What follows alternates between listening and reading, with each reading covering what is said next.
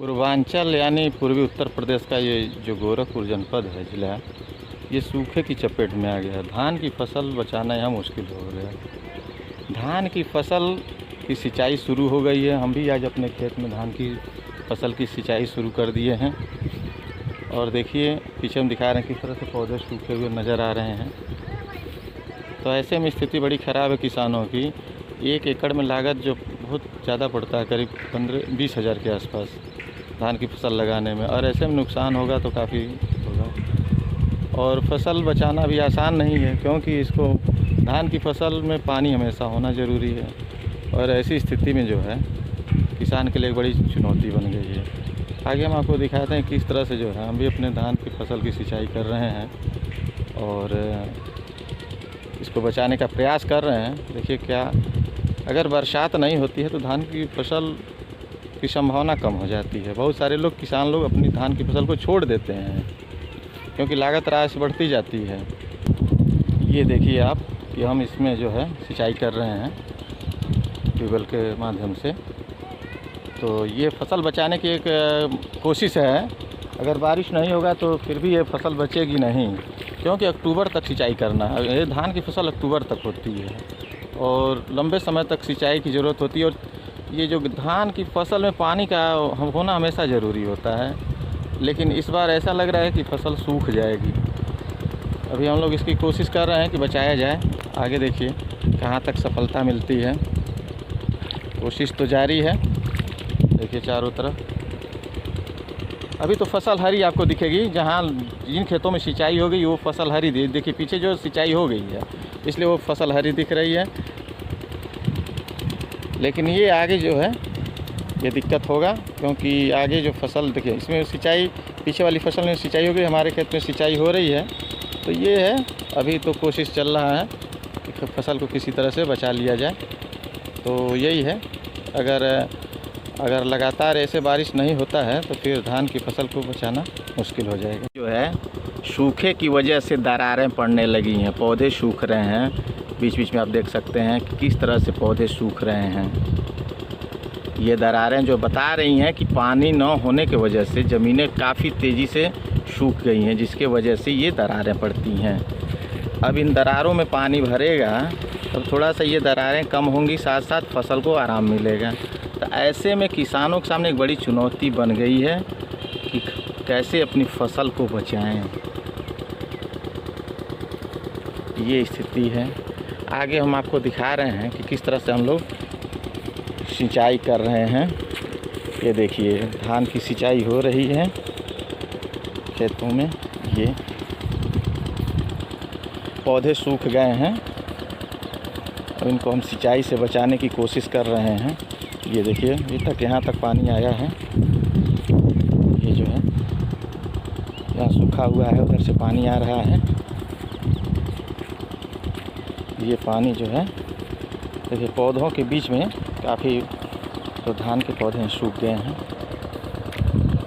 ये पानी सिंचाई करके दिया जा रहा है।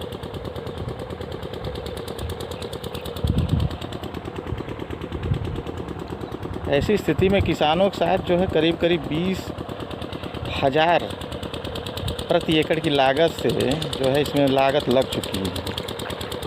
20,000 की लागत भी निकलना जो है मुश्किल है। और 1 एकड़ की सिंचाई में मान के चलिए कि एक बार अगर हम सिंचाई करते हैं तो करीब 1500 की लागत पड़ती है। तो ऐसे में अक्टूबर तक सिंचाई करना जो है बड़ा नामुमकिन जैसी स्थिति है।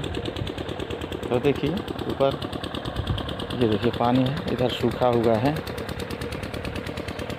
तो अभी देखिए इसकी सिंचाई का जद्दोजहद तो है ही, फिर भी किसान लगे हुए हैं।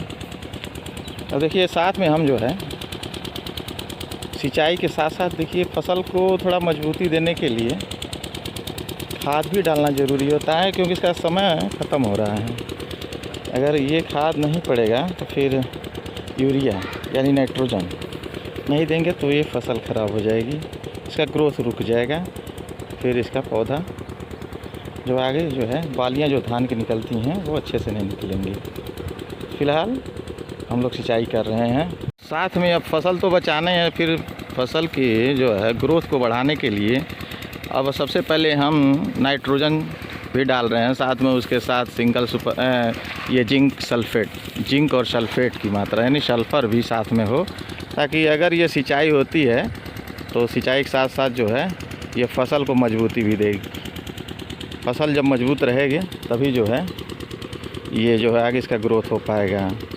अब देखिए हमारे जो है खेत में ये देखिए आगे इंजन भी चल रहा है, खाद की बोरी भी रखी हुई है, सिंचाई भी हो रही है, साथ में इसमें हम यूरिया भी डाल रहे हैं। अगर यूरिया का हम छिड़काव करें तो काफ़ी बेहतर होता है, लेकिन ऐसा हो नहीं पाता क्योंकि उसकी लागत और बढ़ जाती है। तो इस लिहाज से किसान जो है छिड़काव के बजाय जो है यूरिया का जो दाना होता है ग्रेनुल्स को ही जो है खेतों में डालते हैं, नमी पा करके वो ग्रेनुल्स जो है नाइट्रोजन में कन्वर्जन करके खेत की जो उर्वरा शक्ति को बढ़ा देता है। किसानों के साथ बड़ा चैलेंज यही है इस समय। अब देखिए हमारे खेत में है, सिंचाई कर रहे हैं,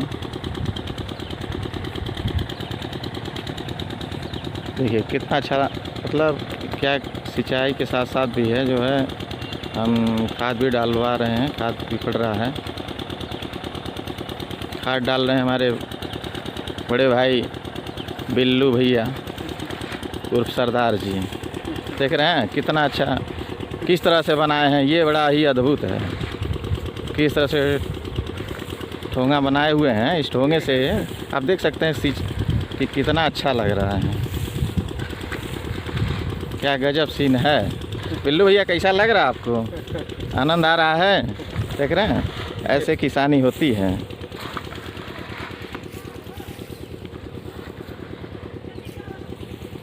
अब देखिए आगे जो है हमारे खेत में पानी यहाँ तक, देखते हैं कहाँ तक आ गया।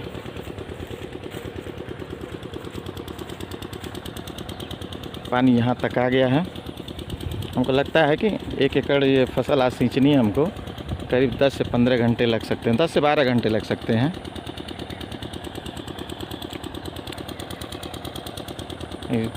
खेत में पानी आते ही पौधे जो है एकदम से अच्छे लग रहे हैं। आप देख सकते हैं जहाँ सूखा है और जहाँ ये जो पानी यानी सिंचाई हो रहा है, दोनों पौधों में अंतर कितना आ रहा है। बिल्लू भैया जो है हमारे खाद जो छींट रहे हैं, नहीं खाद डाल रहे हैं। बिल्लू भैया एक चीज़ बताइए, खाद को कैसे आप डालते हैं कि बहुत अच्छे से जो है फसल को मिल जाता है? मीडियम से डाला जाता है। हाँ, डबल हाथ मारा जाता है। मीडियम से डबल हाथ मारते हैं खाद को, जैसे कि कहीं बाँव न छूटे, यानी छूटे ना है, कहीं छूटे न, ठीक हाँ, है? उससे जो है फसल जो है बराबर से एक बराबर देखने में अच्छा लगता है। अच्छा, आप ठोंगा क्यों बनाते हैं? ठोंगा इसलिए बनाते हैं कि थोड़ा अपने सेहत के लिए फ़ायदा होता है। अच्छा, चलने में आसानी रहती है। अच्छा, ठोंगा बना के जो है खाद डालने से जो है कायदे से खेती में पड़ भी जाता है, आराम से हो जाता है। आराम